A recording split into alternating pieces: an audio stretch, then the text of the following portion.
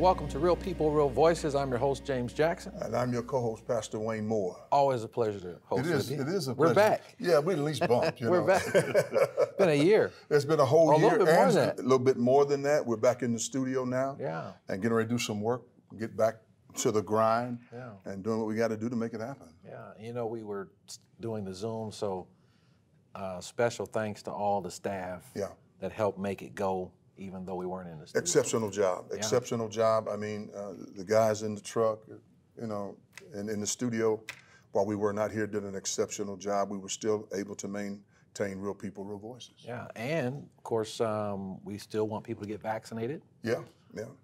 I have been fully vaccinated. Take the shot. Get the shot.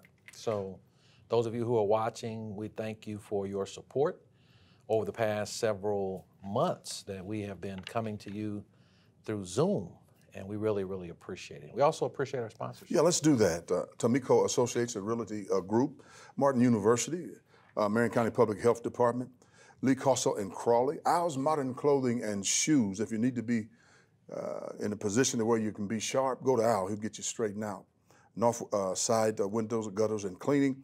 And Fervent Care Christian Academy and His Place Eatery have been with us through this pandemic. Thank you so very much. And the Lord has blessed us with sponsors, so we really appreciate them. And of course you, and we want to encourage you to go to YouTube, WHMB TV 40, and you can check out all the shows you might have missed, those which you enjoyed, and you can watch them all over again, including this one. Coming up, we have a very special guest, our first guest being back in the studio. It is a historical show. Yeah. Historical show because we're coming out of a pandemic, and this is almost like starting when we first started at the very beginning to have our guest with us today. Yeah, Dr. Theron Williams. He's somebody. He is, and he's going to, of course, he's not a stranger to WHMB. No, he's not a stranger. He's not a stranger to the city and the state of Indiana, and so we're going to, he's got an interesting conversation for us today. It's a hot topic throughout this country. Yeah. And he's been working with this topic for at least 4 to 5 years. He's put it in book form. He's teaching it all over the country, doing what he can to inform people about the reality of the issue that is at hand. Yeah, so we're going to be talking more about that. You don't want to miss it. You're going to be able to get out in front on the information so that when you are in a conversation about it, you'll be able to think about what you heard on the show today. So stay with us. We'll be back after this.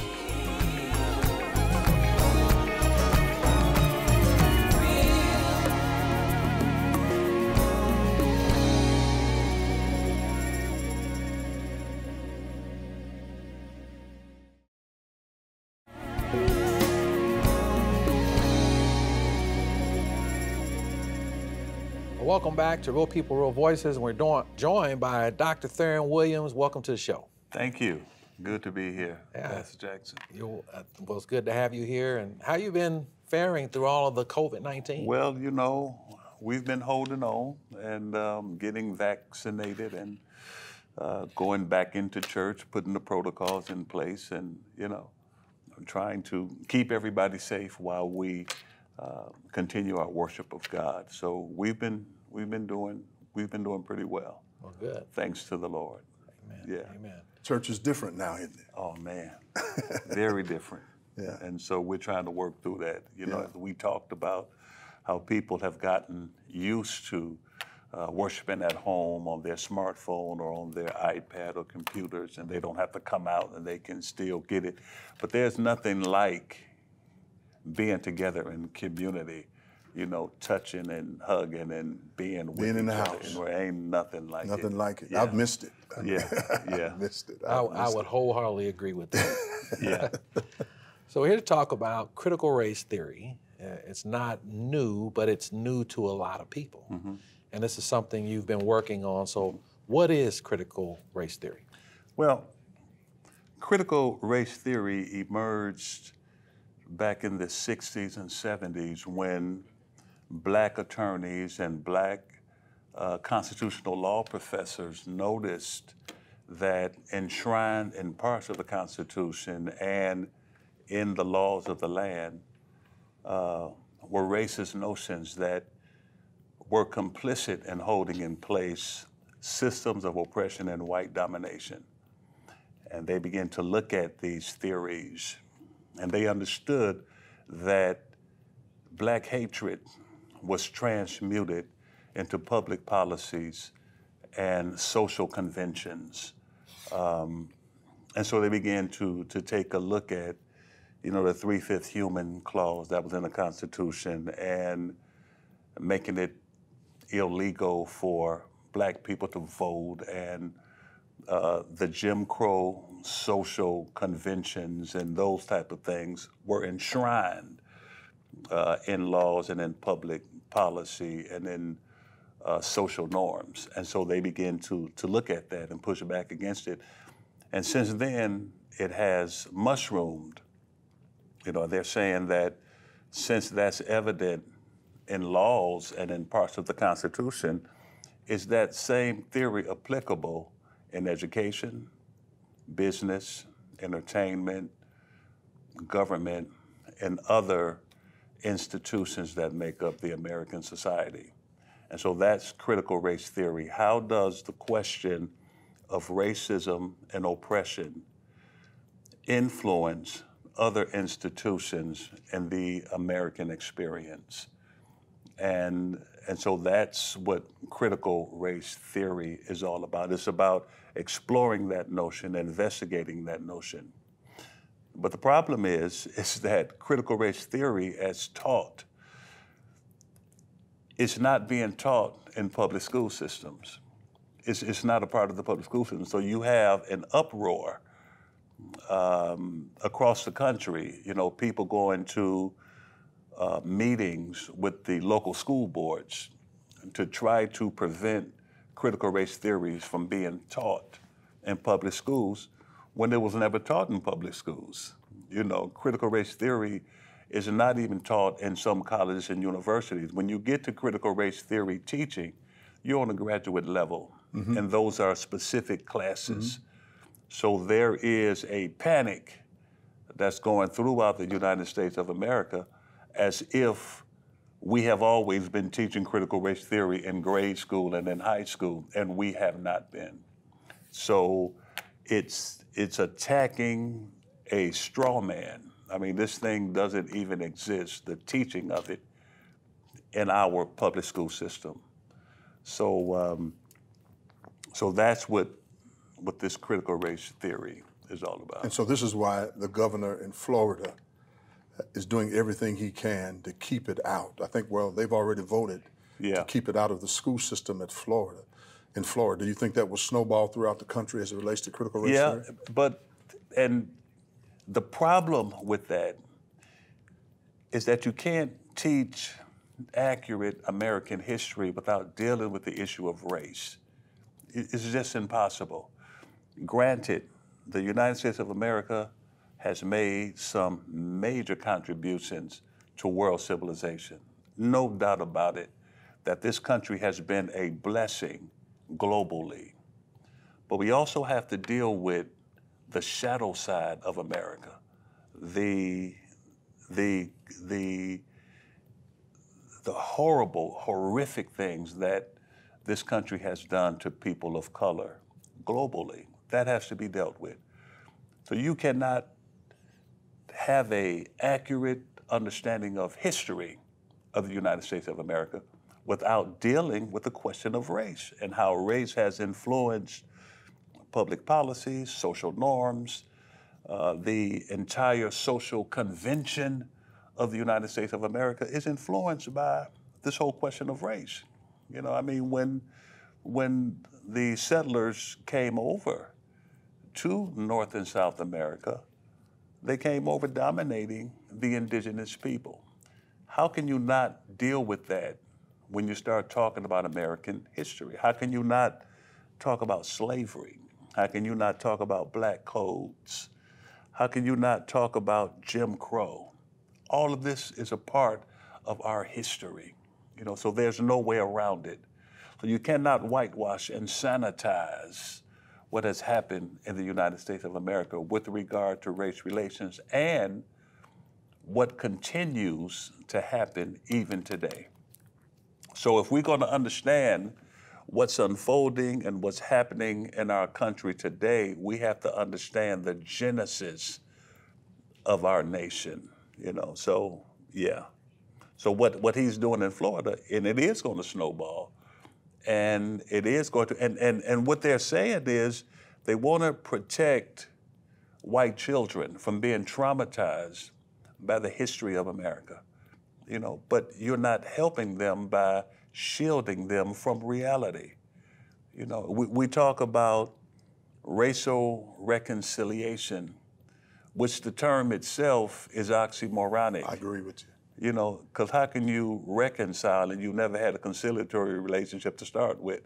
So implied in the term reconciliation is that at some point in American history, the black race and the white race had a conciliatory relationship, which we never had.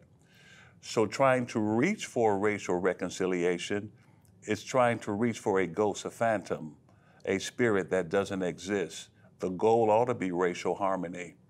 And even with racial harmony, we have to appreciate each other's tone or octave. Don't expect me to sing in your octave, and I won't expect you to sing in mine. But if you allow me to be who I am and sing in my own pitch, and you can sing in your own pitch, and together we can blend our pitches and create harmony. But in order to reach the point where we can talk about racial harmony, we have to understand what created the disharmony to start with. I think that's important. Yeah, and we probably want to come back Yeah, we do. in the next segment and continue the conversation because we're out of time on this one. We do want you to stay with us. We're just getting started. We'll be back after these messages.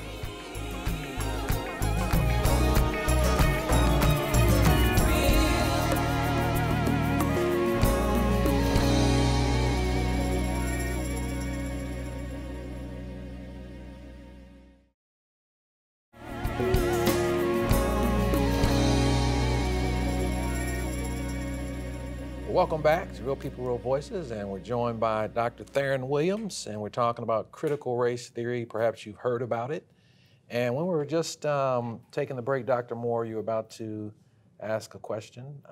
Yeah, he handled a lot of issues in there, but the main thing is the different sections of a choir coming together that would bring the harmony that we need. What can we do to start making that type of influence happen and then snowball throughout the country? Pastor Moore, the United States of America could be 100 times greater than what it actually is. I mean, this country is loaded with potential. The problem is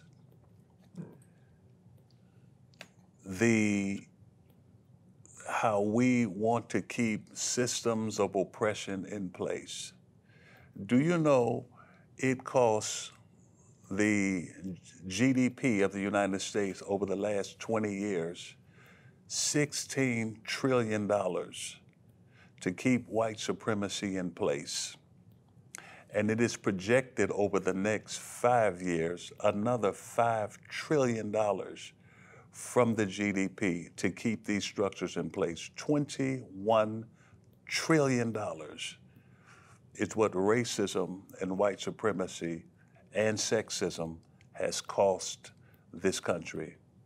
Just imagine if we were free enough as a country to release the genius and the brilliance of members of the Black community, members of the LGBT community, members of the feminine, the women community. If we were to release all of that energy and power into the American society, you talking about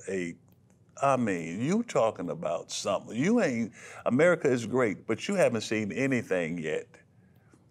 If you would free and release the energies and the genius and the brilliance of everybody, it lifts the entire nation and the entire world. So you ask what we can do. We need to come to the truth of that reality and not be afraid to confront the demons that have been confronting us since the founding of this nation and continue to plague us to this day. So we have to be open enough and honest enough to deal with the truth and engage everybody, blacks, Latinos, whites, Asians, and everybody else across the spectrum, and appreciate that all of us are Americans and that there is no one more American than anyone else. You know, that we have our own unique expressions of what it means to be an American. And if my expression doesn't match yours, that doesn't make me any less American than you are. And that's one of the realities we have to come to grips with. And when we do that, we can begin to listen to each other, you know. Now, our community has experienced a lot of pain and still experience pain.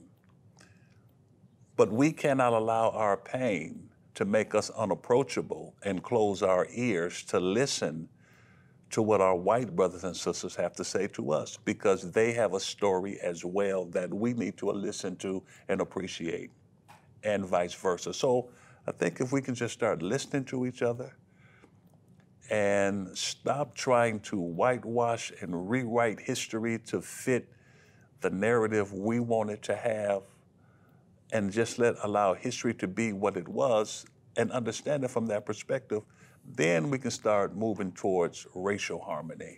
So you're basically saying that if we can get to where you just suggested, you're basically saying that the systems then would be under, it would be addressed. The systems in which that we have been plagued with for years could be accurately addressed if everybody's voice is in there. And it takes work. And you know, Pastor, the church, the black and white church, can provide leadership in this effort. You know, if we step out and provide the leadership and initiate these tough conversations, I think the rest of our country would follow us, you know. So we have to be bold enough and courageous enough to move forward on these conversations and dialogues. Well, as we come to a close, Dr. Williams, some of the opponents to critical race theory have suggested that it emanates out of Marxism and that it's a threat to our American way of life. And how would you respond to that? You know, people who talk about socialism and Marxism a lot of times don't even know what it is. They are just code words to scare people. You know, you ask the average person, what is a Marxist? What is a socialist? They couldn't tell you, you know. And especially church people, they can't tell you what it is.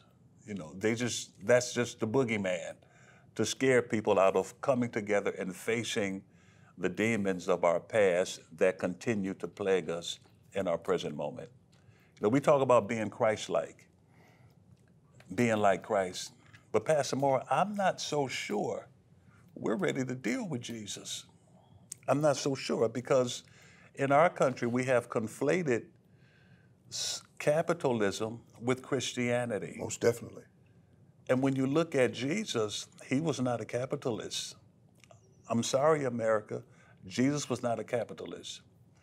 Jesus' economic policy is found in the gospel when he tells the rich man, sell all you have, give to the poor, and come follow me. No, we are not ready. What capitalist is going to tell Bill Gates to sell all you have and give you? That's redistribution of wealth, which is the foundation of socialism.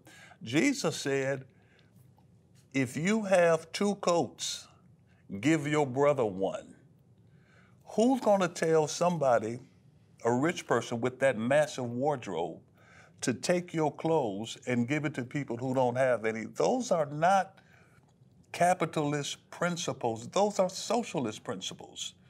And so when people start talking about Marxism and socialism and make it antithetical to what it means to be an American, now Marxism and socialism is anti-America, no question, but it's not anti-Christian. It's not anti-Jesus.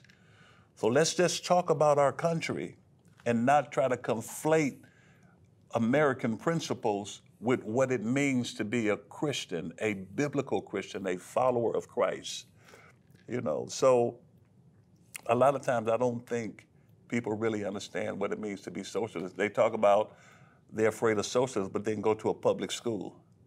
I don't like socialism, but then go to a public hospital. I don't like socialism, but then receive big checks from the government during the pandemic. All of that's socialism. So you like it when you like it, and you don't like it when you don't like it.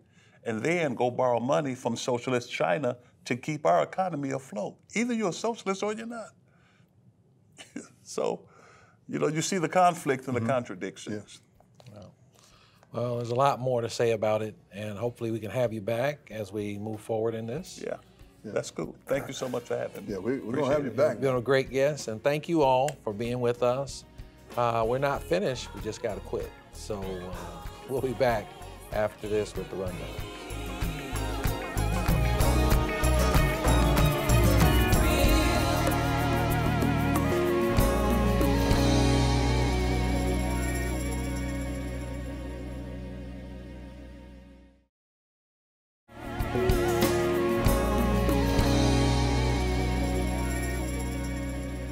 Welcome back to Real People, Real Voices. I'm your host, James Jackson. Co-host, Pastor Wayne Moore. And I'm Curtis Baker, your Central Indiana world-renowned producer for Real People, Real Voices. So glad we're back in the studio. You guys are doing great. Thank you. It's been a year. Yeah. I'll Been bet. a whole year almost. Yeah, and thank you for helping to get all the sponsors that we have. We got some good ones. We got some sponsors: Tamiko, Associates Realty Group, Martin University, Marion County Public Health Department, Lee Castle and Crawley, Al's Modern Clothing and Shoes, Northside Window, Gutter and Cleaning, His Place Eatery, and of course, Fervent Care Christian Academy. Yeah. Some of our great sponsors. Without them, we would not be where we are.